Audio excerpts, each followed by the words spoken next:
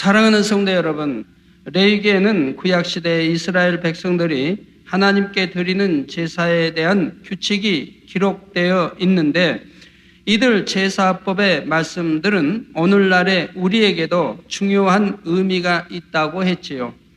우리가 어떻게 신앙생활을 해야 살아계신 하나님을 만나고 체험할 수 있는지, 곧 어떻게 주일을 성수하고 예배를 드리며 예물을 어떻게 드려야 하는지, 이런 영적인 의미가 레위기에 다 기록되어 있는 것입니다. 사람 편에서 내가 하나님을 믿는다 하면서 내 뜻대로 신앙생활하는 것이 아니라 하나님께서 원하시는 방법대로 예배하고 하나님 뜻대로 신앙생활하면서 하나님을 섬길 때 하나님께서도 그래, 내가 나를 참으로 믿는구나, 나를 사랑하는구나 인정하실 수 있습니다. 그래야 우리에게 구원의 축복을 주시고 영원히 잘되며 범사에 잘되고 강건한 은혜의 길로 신속하게 인도해 주시는 것이지요. 그래서 먼저 번제의 말씀에서는 우리가 어떻게 주일을 성수해야 할 것인가에 대해서 특별히 신령과 진정으로 예배 드리는 방법에 대해 살펴보았습니다. 번제 다음에 살펴볼 내용은 소제인데 오늘은 소제에 대하여 두 번째 시간입니다. 소제는 예배와 함께 아버지 하나님께 드려지는 중심의 감사요, 또한 감사의 예물이라 했지요. 오늘도 증거되는 말씀을 통해 성도님들은 하나님께서 기뻐하시는 참된 신앙생활의 길을 밝히 깨우치고 그대로 행하시기 바랍니다. 그래서 여러분이 드리는 예배는 물론 모든 기도와 예물이, 또한 충성과 모든 삶이 아버지 하나님 앞에 다 연락되어 풍성한 축복으로 받을 수 있기를 우리 주 예수 그리스도의 이름으로 축원합니다. 사랑하는 성도 여러분, 소제는 곡식에 고운 가루를 드리는 제사입니다. 원래 하나님께 드리는 제사에는 반드시 속죄 제물인 짐승의 피 흘림이 있어야 합니다. 먼저 짐승의 피를 흘려 우리의 죄를 사할 때라야 우리의 기도와 간구가 거룩하신 하나님 앞에 상달될 수 있기 때문이지요. 그래서 번제를 드릴 때는 소나 양을 잡아 그 피로서 죄를 사하는 피의 제사로 드렸습니다. 그러나 소제는 대체로 번제와 함께 드려지는 것으로서 별도의 피 흘림이 없는 감사의 제사이지요. 사람들이 땅을 갈아 수고하여 곡식을 얻을 때 심을 씨와 먹을 양식을 주시고 수확하기까지 지켜주신 하나님께 감사하여 그 수확 중에 처음 열매와 또 좋은 것을 구별하여 하나님께 소제로 드렸던 것입니다. 오늘날 우리에게 있어서 소제란 우리의 삶 가운데 일용할 양식을 주시고 모든 좋은 것으로 채워주신 하나님께 감사의 마음으로 올려드리는 예물입니다. 그런데 우리가 감사의 예물을 드릴 때는 어떻게 드려야 하나님께서 기뻐 받으시는지 구약시대 소제의 절차를 통해서 알 수가 있지요. 지난 시간에는 소제를 드릴 때 항상 곡식에 고운 가루로 소제의 제물을 만들어야 하며 그 위에 반드시 기름을 붓고 향기로운 유향을 놓아야 한다 했습니다. 이는 영적으로 오늘날 어떤 제목으로 드리는 감사의 예물이라 해도 우리의 정성을 다해 드리고 중심으로 드려야 함을 나타내고 있는 것입니다. 그런데 곡식을 고운 가루로 갈아서 소제를 드릴 때 여러 가지 방법으로 드리게 됩니다. 고운 가루를 그냥 불살라 드리기도 하지만 여기에 기름을 섞어서 반죽하여 화덕에 굽거나 번철에 구워서 드리기도 하며 솥에 삶아서 드리기도 했지요. 소제를 이렇게 여러 가지 방식으로 하나님께 드리는 것은 사람들이 일용할 양식을 얻기 위해 세상에서 살아가는 방식이 다양하며 그 안에서 하나님 앞에 드려지는 감사의 조건들도 다양하다는 것을 의미합니다. 수많은 사람들이 물을 지나듯 불을 지나듯 이런저런 삶의 여정을 지나는 가운데 각자의 감사의 조건들도 다 다른 것이지요. 주일마다 항상 드리는 감사의 제목 외에도 특별한 축복을 받아서 감사드리는 경우도 있고 마음의 소원에 응답받아서 감사하기도 합니다. 때때로 시험이나 연단이 다가올지라도 믿음으로 통과하여 승리하게 하심에 감사하며 그 밖에도 인생살이의 서로 다른 모습을 따라 감사를 드리는 각도가 달라지는 것입니다. 그러나 중요한 것은 우리가 어떤 삶을 산다 할지라도 범사에 감사하라 하신 말씀대로 항상 감사의 조건을 찾아 감사할 수 있어야 하지요. 그렇게 감사드릴 때에 하나님께서도 그 마음의 향을 받으시고 기뻐하심으로 우리 삶 가운데 감사의 조건이 더욱 넘치게 축복하시는 것입니다. 그런데 감사의 제목은 달라질 수 있지만 하나님께 예물을 드리는 중심과 자세는 항상 동일합니다. 그 중심은 언제나 가장 귀한 것으로 드려야 하며 또한 항상 정성을 다해 하나님께 드리는 것이지요. 사랑하는 성도 여러분, 이렇게 정성을 다해 소제를 드릴 때에 거기에는 기름과 유향을 반드시 첨가하라 하셨는데 반대로 소제에는 넣지 말아야 하는 것도 있습니다. 바로 누룩과 꿀입니다. 누룩을 넣지 말아야 한다는 말씀의 의미는 지난 시간에 이미 설명했습니다.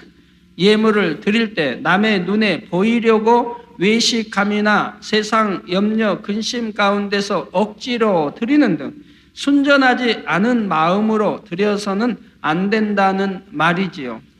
오직 하나님께 대한 사랑과 감사하는 마음으로 진실한 중심으로 예물을 드려야 하는 것입니다. 그러면 꿀은 왜 넣지 말라 하신 것일까요? 누룩을 넣지 말라 하신 까닭이 가루의 순전함을 부패하게 만들기 때문인 것처럼 꿀을 넣지 말라 하신 것도 꿀이 고운 가루 자체의 성질을 변질시키기 때문입니다. 특히 팔레스타인 지방에서 생산되는 꿀은 대추와 포도로부터 추출된 것으로서 쉽사리 발효되고 상하는 성질을 갖고 있습니다. 하나님께서는 이처럼 변하기 쉬운 꿀을 넣어 가루의 순전함을 변질시키는 것을 금하신 것입니다. 사람이 생각할 때는 꿀이 귀한 것이고 순전히 곡물로만 만든 빵보다는 달콤한 꿀을 넣은 빵이 더 맛있으니까 예물에도 꿀을 넣는 것이 더 좋아 보일 수도 있습니다. 그러나 아무리 사람 보기 좋은 것이라도 하나님께서 명하신 그대로를 받기 원하시며 또한 드리는 사람의 마음에서 한번 어떤 것을 정했으면 정한 그대로 드리는 것을 기뻐하지요. 어떤 사람은 무엇을 하나님께 드리겠다고 정했다가도 상황이 바뀌면 그 마음이 달라지는 것을 봅니다. 처음 드리기로 정했던 것을 드리지 않거나 처음 정한 것과 다르게 바꿔서 드리는 것입니다. 그러나 하나님께서는 하나님께서 명하신 것을 사람의 생각 속에 변질시키거나 성령의 역사를 통해 어떤 것을 하리라고 정한 것을 자기 유익에 맞춰 변개하는 것을 싫어하십니다. 그래서 신명기 23장 23절에 보면 내 입에서 낸 것은 그대로 실행하기를 주의하라. 무릇 자원한 예물은 내 하나님 여호와께 내가 서원하여 입으로 언약한 대로 행할지니라 했고, 레위기 27장 7절에서 10절에는 사람이 예물로 여호와께 드리는 것이 생축이면 서원물로 여호와께 드릴 때는 다 거룩하니 그것을 변개하여 우열간 바꾸지 못할 것이요. 혹 생축으로 생축을 바꾸면 둘 다 거룩할 것이라 하셨습니다. 한번 어떤 짐승을 드리기로 정했다면 우열간에 그보다 나쁜 것으로 바꿀 수 없음은 물론이요, 더 좋은 것으로 바꾸어서도 안 되며 임의로 바꿀 때는 둘 다 드려야 한다는 말씀이지요. 예를 들어 쉽게 한번 바꿔 말씀드릴게요. 제가 하나님께 예물을 드릴 때는 저는 이제 초신자 때부터 이렇게 해왔어요. 꼭 이제 어디 새돈이 들어오면은 그걸 모읍니다. 왜? 아버지께 드리기 위해서. 좀 새돈이나 싶으면 그걸 따로 모아둬요. 어떤 경우에도 그 모아둔 건 쓰지 않아요. 아버지께 드리겠다고 드리기 위해서 모았으니까 쓰진 않아요. 그래가지고 이제 거기에다가 드릴 때 이제 봉투에다가 미리미리 넣지요. 그래서 감사예물, 건축예물, 뭐 여하튼 대배예물, 금요철야의 감사예물 또 다르고 또 이제 건축예물 이렇게 이제 한다 이 말이에요. 누가 혹시 뭐 저희 뭐 사택에 오실 기회가 있으면 아이고 당회장님은 그렇게 하신다고 하던데 한번 보여주세요 하신다면 보여드릴 수도 있어요. 저는 한 달, 두 달 예물, 두 달 드릴 예물을 미리 다 해서 정리를 해놔요. 첫째 주 이거 대배 거, 저녁 금요철야 감사 또 건축 예물 이렇게 뽑아놔요. 뭐 변개함이 없어요. 뭐 다른 감사는 있으면 그건 또 다른 걸로 감사드리고 지금 드리려고 이미 마음 먹은 거는 그건 1년 동안에 한 번도 변개함이 없어요. 주님 오실 때까지 변개함이 없이 이제 물론 높아망 액수는 해년마다 더 높아가지만 그러면 이제 새 돈을 뽑아놓은 걸로 거기다 이제 봉투에 담아요. 봉투에 담아서 이제 교회에서 나온 봉투에 담아서 이름을 이제 기록해서 액수 기록해서 해놨어요. 그럼 만약에 그렇게 해놨는데 다음에 더 새 돈이 왔다고 해봐요. 물론 제게 있는 건 전부 새 돈이지만 혹여 더 새 돈이 왔다고 해봐요. 아, 더 새 돈이니까 이거 빼고 이걸로 더 새 돈이니까 바꿔서 넣어서 드려야 되겠다라고 해서 드렸다고 해봐요. 즉 그 말이라 이 말입니다. 그래도 하나님은 기뻐하지 않으신다 이 말이에요. 처음에 드리려고 마음 먹었던 그거를 변개하지 말라는 거예요. 만약에 변개했다, 더 좋은 것이 와서 변개를 했다면 이것도 또 안 좋은 것도 안 다 드리라 이 말입니다. 다 드리라. 임의로 바꿀 때는 둘 다 드려야 한다는 말씀이지요.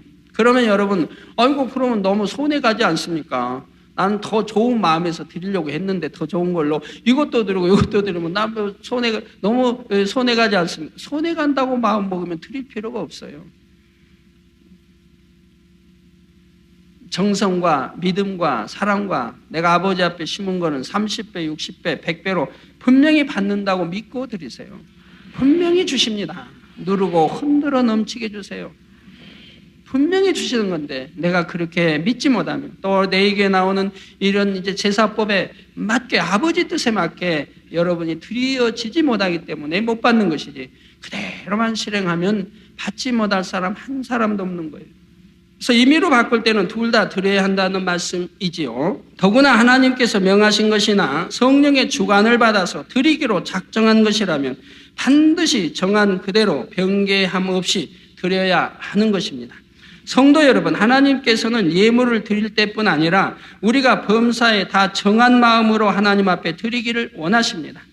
하나님께서 변개함이 없으신 분이시기에 하나님께서는 우리도 변개하지 않기를 원하시는 것입니다. 내가 완전하니 너희도 완전하라. 내가 온전하니 너희도 온전하라.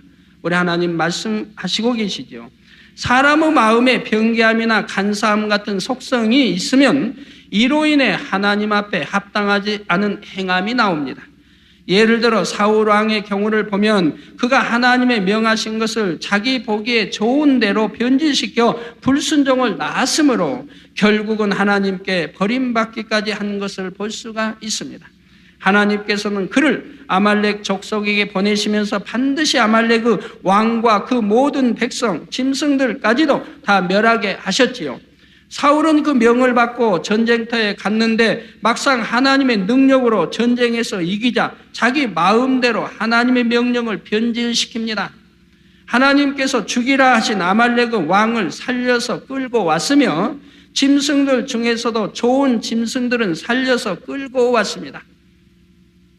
자, 왕을 죽이지 않고 포로로 잡아오는 것이 자신의 승리를 더 빛나게 할 것 같고 또 짐승의 좋은 것까지 다 진멸하기가 아까우니까 하나님께 예물로 드리겠다는 핑계로 살려둔 것입니다. 이에 하나님께서는 선지자를 통해 사울을 책망하셨는데 이때도 사울은 여전히 회개하지 않고 자신에 대한 변명만 늘어놓았습니다. 이로 인해 사울은 결국 하나님께 버림받고 말았죠.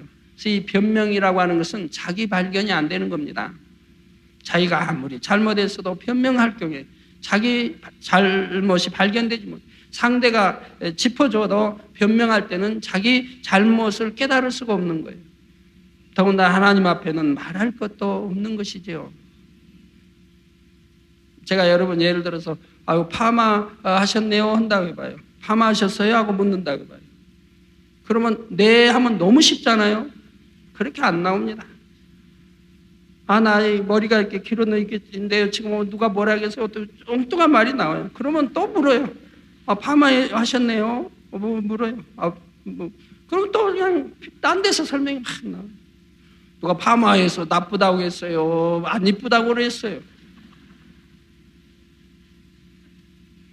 화장을 이렇게 하셨네요? 물론 했죠. 화장 다 했는데 화장 여자 당연히 하는 건데 제가 화장하셨네요 하면 이유가 있을 거 아니에요? 이유가 있어서 묻는 거지 헛소리 하는 건 않는다. 그러면 그냥 열심히 변명하죠. 네 하고 나면 그 다음에 제가 이유를 설명할 텐데 네가 안 나와요. 난 다른 때보다 화장을 그냥 어떻게 뭐 이랬네 저랬네 막 나는 화장 원래 가볍게 하는데 오늘은 더 진하게 하고 오늘은 어디 가야 되는 거 어떠고 뭐가 그냥 잠을 못 자서 피곤해가지고 그래서 좀 했는데 혼자 그냥 다 털어놔요. 제가 그거 말하고자 하는 건 그게 그런 뜻이 아닌데 변명하니까 답을 못 듣는 거죠. 괜히 당연히 화장하는 거죠. 화장할 거 당연한 건데 괜히 화장했는데 묻겠어요? 거기엔 분명히 이유가 있을 텐데 그 이유를 알려면 네 하고 그리고 기다리시면 답을 들을 텐데 동문서답하시다가 못 듣고 말죠. 사울이 하나님의 명을 거역했을지라도 책망받을 때 즉시 회개하여 돌이켰다면 하나님의 긍휼을 입을 수 있었을 것입니다. 그러나 사울은 책망을 받고도 돌이키지 않았을 뿐 아니라 그 후로도 거듭거듭 자신의 생각을 따라 하나님의 뜻과는 반대로 행해 나갔고 마침내는 완전히 버림받게 이른 것이지요. 성도 여러분, 우리가 하나님 앞에 기쁨이 되기 위해서는 먼저는 우리 자신이 정한 마음으로 변화되어야 합니다. 사람의 생각에는 아무리 좋아 보인다 해도 하나님께서 하지 말라 하셨을 때는 하지 말아야 하며 또 시간에 따라 변질되는 것도 없어야 합니다. 참으로 정한 마음, 정직한 영을 가진 사람이 되어 그래서 이브리서 10장에 있잖아요. 참마음을 가진 자가 온전한 믿음을 갖는다. 믿음도 온전한 믿음이 있고 그냥 믿음도 있지 않습니까? 믿습니다는 누구나 합니다.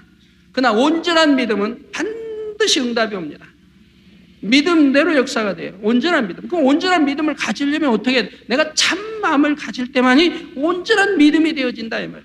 그래서 입술에 나오면 믿습니다에 거기 응답이 온다 이 말입니다. 참마음이 됐을 때. 참마음이 아닐 때는 내가 100번 믿습니다 한다고 해서 응답이 오는 게 아니라 이 말이에요.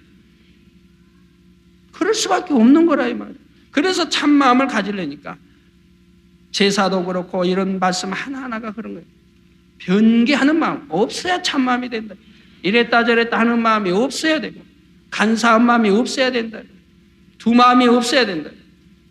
한 번 정한 거는 반드시 지킬 줄 아는 사람. 이렇게 참 마음이 되어져야 하기 때문에 아버지는 이런 거 하나하나까지도 이렇게 세밀하게 우리에게 가르쳐 주시는 것이라 이 말이에요. 참 마음이 되게 하기 위해서. 그럴 때는 참 믿음이 주어지고 그 믿음대로 불가능이 없게 되어지는 것이라 이 말이에요. 참으로 정한 마음, 정직한 영을 가진 사람이 되어 하나님의 뜻을 변개함 없이 그대로 지켜 행할 때 하나님께서는 그를 기뻐하시며 그 예물도 연락하여 축복 주실 수 있는 것이지요. 그런데 참고로 누룩을 넣지 말라 하신 말씀에 대하여 한 가지 더 설명할 것이 있습니다. 어떤 분들은 내 얘기를 읽어가다가 때로는 소재의 예물에 누룩을 넣을 수 있도록 허락한 경우가 있는 것을 보고 왜 소재에 누룩이 들어가는 경우가 있는가 궁금하게 여기는 경우가 있지요. 성경을 보면 때때로 소재에 누룩을 넣을 수 있도록 허락하신 때도 있지만 이렇게 누룩을 넣는 것은 말 그대로 예외적인 경우입니다. 이 예물은 불에 살라서 하나님께 드리는 것이 아니라 제사장이 제물을 단에서 앞뒤로 흔들어 하나님께 드리는 의미만 표현하고 그 제물은 다시 가져와서 사람이 나누어 먹지요. 이런 방법의 제사를 요제라고 합니다. 일반적으로 불에 살라 하나님께 드리는 소제는 결코 누룩을 넣지 말라 하지만 이렇게 변형된 절차 속에서 드릴 때에는 누룩을 넣는 것이 허락되는 경우도 있다는 사실입니다. 그러나 이는 하나님 앞에 드리는 예물에 있어서 변질되고 변개하는 것이 가하다는 의미가 아닙니다. 영적으로 아버지 앞에 드려야 한다고 필수적으로 규정된 것은 반드시 지켜야 하되 상황에 따라 약간의 변형이 있을 수 있도록 하나님께서 융통성을 두신다는 사실을 의미합니다. 어떤 거는 융통성이 있는 것이 있다 이 말이에요. 아버지가 그걸 인정하시는 것이 있다 이 말입니다. 어떤 것은 절대 융통성을 버려서 안 되는 것이 있고 어떤 것은 약간의 융통성을 두신 것이 있다 이 말입니다. 예를 들어 예배에 참석하는 문제를 생각해 보면 믿음 있는 일꾼들은 주일 예배 외에도 각종 공예배에 당연히 참석합니다. 그런데 믿음이 연약한 사람이 주일 예배를 드리고 나서 금요 철야나 수요 예배를 드리지 않는다 해서 이것을 죄라 하시지는 않지요. 필수적으로 지켜야 하는 것 외에는 믿음에 따라 융통성을 허락하시는 것입니다. 뭐 직장에서 늦게 퇴근하기 때문에 이런저런 융통성이 있다. 그러나 안식일은 나 직장에 다니니까 안식일 반쪽밖에 못 지켜요. 이런 거는 융통성이 없다 이 말입니다. 이렇게 융통성이 있는 것도 있고 전혀 융통성이 있어서도 융통성을 부려도 안 되는 것이 있다 이 말입니다. 자, 그러나 어떤 경우에도 주일 예배는 반드시 드려야 하며 여기에는 예외를 둘 수가 없죠. 또 예배의 절차를 보아도 주일 예배 때는 정해진 격식에 따라 온전히 드리지만 구역 예배, 신방 예배 등을 드릴 때에는 그렇지 않습니다. 말씀과 기도와 찬양이 있는 예배의 기본적인 틀은 지키되 상황에 따라 융통성 있게 가감하는 절차가 있지요. 이것이 바로 때때로 누룩을 넣은 소재를 허락하신 영적인 의미입니다. 실생활 속에서 하나만 더 예를 들면 직장에서 상사가 우상을 섬김으로 우상에게 제사 지내는 자리에 하나님을 믿는 여러분도 있어야 할 경우가 있습니다. 왜? 공동체 직장에 이제 사장의 이제 명하에 이렇게 되어질 수가 있다 이 말입니다. 그런 자리에 동참하지 않으면 더 좋겠지만 동참하지 않아도 될 수 있다면 동참하지 않아야 되겠죠. 동참하지 않으면 더 좋겠지만 피치 못하여 그 자리에 있었다 해서 하나님 앞에 부정하게 되는 것은 아닙니다. 그러나 그 자리에 있으면서 함께 우상 앞에 절을 해서는 결코 안 되지요. 이렇게 기본적으로 반드시 지켜야 할 것이 있지만 그 안에서 상황에 따라 또 믿음에 따라 융통성을 허락하시는 분야가 있다는 사실입니다. 이게 잘못 이해한다든가 아니면 잘못해가지고 그 융통성을 자기 유익에 맞춰서 사용해서는 안 된다 이 말이에요. 아, 이런 융통성이 있다고 하니까 나는 할 수 없이 상사, 위에 회장이, 사장이 명한 것이고 나는 그 회사의 말단 직원인데 참여했는데 남들이 우상 앞에 절하니까 그러면 나도 우상 앞에 절해도 되겠지. 이런 때는 나 이해해 주시겠지. 하지만 이해해 주신 게 아니라 바로 사망이라 이 말입니다. 사망입니다. 다니엘 세 친구가 왕이 명하니까 이해해 주시겠지 하고 절했나요? 불문벌에 사자굴에 들어갈지라도 하지 않았다 이 말입니다. 우상 앞에 절하는 것은 10계명에 금하는 것이고 오미 금하는 거라. 이런 것은 융통성이 부릴 수가 있는 것이 아니라 이 말입니다.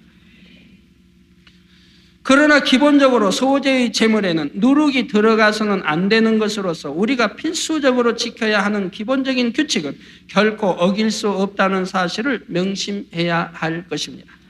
사랑하는 성도 여러분, 계속해서 본문 12절을 보면 처음 익은 것으로는 그것을 여호와께 드릴지나 향기로운 냄새를 위하여는 단에 올리지 말지며 했습니다. 첫 열매, 곧 처음 거둔 소산을 하나님께 드리는 것은 이스라엘 백성들의 의무입니다.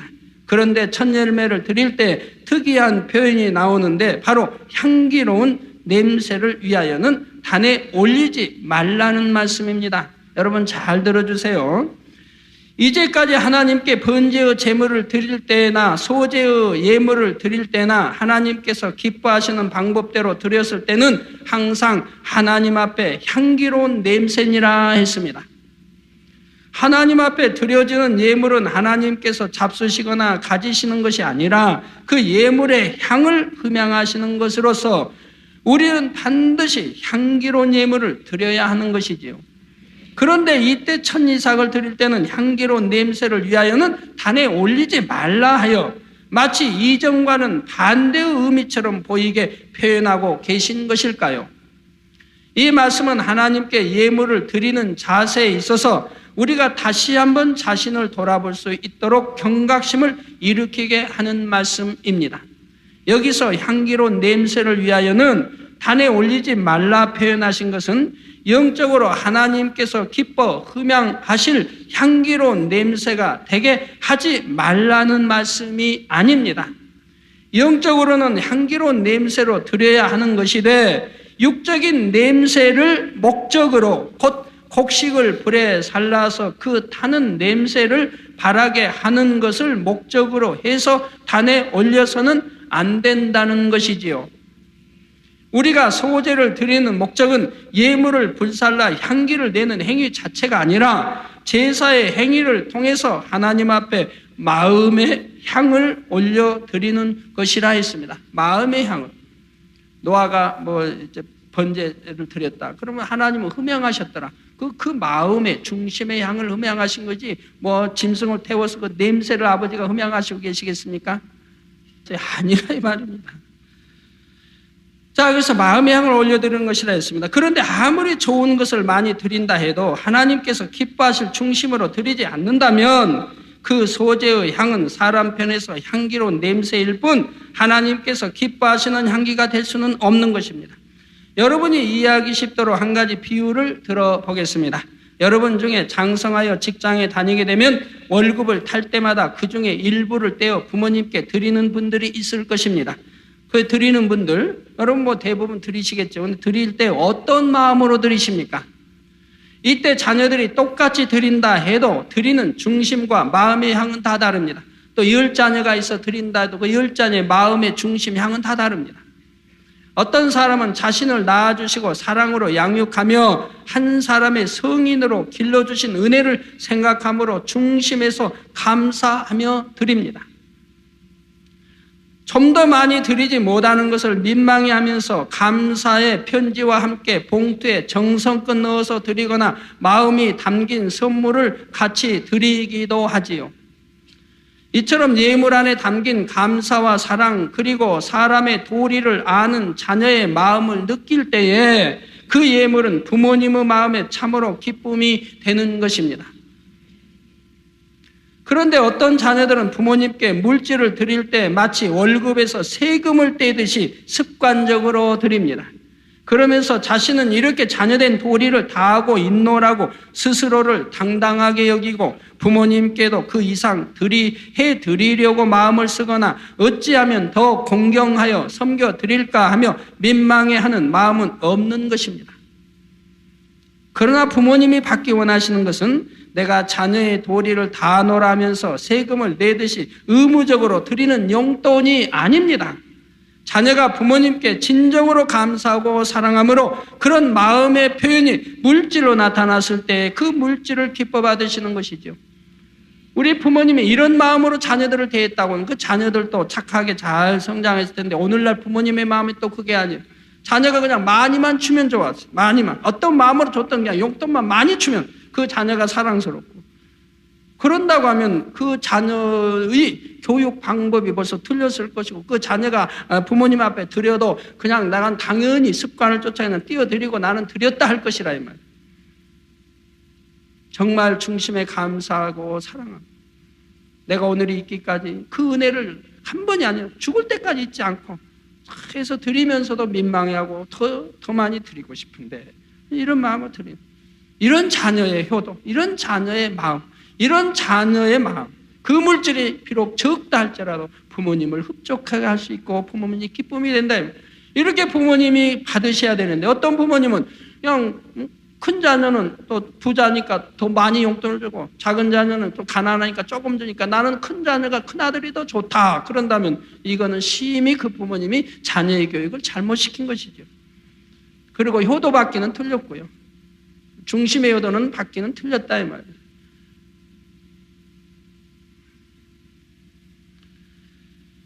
자, 하나님께서도 마찬가지이십니다. 우리가 예물을 드릴 때는 영원한 생명을 주시고 일용할 양식을 주신 아버지께 대하여 넘치는 감사와 사랑의 향으로 정성껏 드려야 합니다.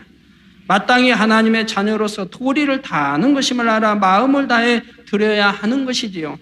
만에 하나라도 습관적으로 드리거나 의무적인 느낌으로 중심의 향이 없이 예물을 드리고 그리고 나서는 자신이 하나님 앞에 할 바를 다한 것처럼 생각해서는 안 되는 것입니다. 자, 하나님께서는 소제를 드릴 때 그 곡식을 들여서 태우는 육의 냄새를 바라게 하므로 내가 하나님께 할 바를 다했다는 그런 마음이 아니라 정녕 그 예물 안에 믿음과 소망과 사랑을 담아 중심의 향을 바라게 하기를 원하십니다. 자, 그래서 중심의 향을 바라게 하기를 원하시고 이것이 바로 본문에 향기로운 냄새를 위하여는 단에 올리지 말라 하신 말씀의 의미이지요. 성도 여러분, 곡식의 이삭이 아무리 기름지고 탐스러워도 그 곡식 자체로는 향기로운 냄새가 될 수가 없습니다. 반드시 정성을 다해 준비하며 하나님께 대한 감사와 사랑, 믿음의 향을 담아 드려야 향기로운 예물이 될 수 있음을 기억하시기를 바랍니다. 성도 여러분, 다음으로 13절에 보면 내 모든 소재물에 소금을 치라. 내 하나님의 언약의 소금을 내 소재에 빼지 못할지니 내 모든 예물에 소금을 드릴지니라 했습니다. 내 모든 소재물에 소금을 치라 하셨는데 그러면 여러분이 감사 예물을 봉투 안에 넣기 전에 그 위에 소금을 뿌려서 드려야 할까요? 그렇게 하시는 분은 아무도 없을 것입니다. 하나님께서 명하신 것이니 반드시 소금을 뿌리되 영적인 의미의 소금을 첨가하면 되는 것이지요. 그러면 우리의 소재에 소금을 넣는다는 것은 영적으로 무엇을 의미하는 것일까요? 여기에 대해서는 다음 시간에 설명하겠습니다. 결론을 말씀드립니다. 사랑하는 성도 여러분, 마가복음 12장 41절에서 44절에 보면 예수님께서 사람들이 연보하는 것을 지켜보신 장면이 나옵니다. 그 중에는 많은 연보를 드린 부자들도 있었지요. 그런데 예수님께서는 한 과부가 와서 2렙돈, 곧 빵 한 조각 살 정도의 헌금을 넣는 것을 보시고 제자들에게 말씀하십니다. 내가 진실로 너희에게 이르노니 이 가난한 과부는 연복궤에 넣는 모든 사람보다 많이 넣었도다. 저희는 다 그 풍족한 중에서 넣었거니와 이 과부는 그 구차한 중에서 자기 모든 소유 곧 생활비 전부를 넣었느니라 하셨지요. 바로 그 여인의 예물은 다른 어떤 사람보다도 중심에서 드려진 것이요 감사와 사랑의 마음이 가득하여 자신이 굶을지라도 하나님께 더 드리기를 원하는 지극히 향기로운 예물이었던 것입니다. 그렇기 때문에 우리 주님이 친히 칭찬을 해 주시더라 이 말입니다. 사렙다 가부 드린 게 액수, 사렙다 가부나 또 2렙돈 다 액수이지만 예수님께서는 드려지는 액수가 아니라 중심을 보셨기에 그 여인의 향기로운 예물을 모든 사람 앞에 드러나게 칭찬하신 것입니다. 사랑하는 성도님들은 하나님 앞에 감사하실 때 항상 이처럼 향기로운 예물을 드리시기를 바랍니다.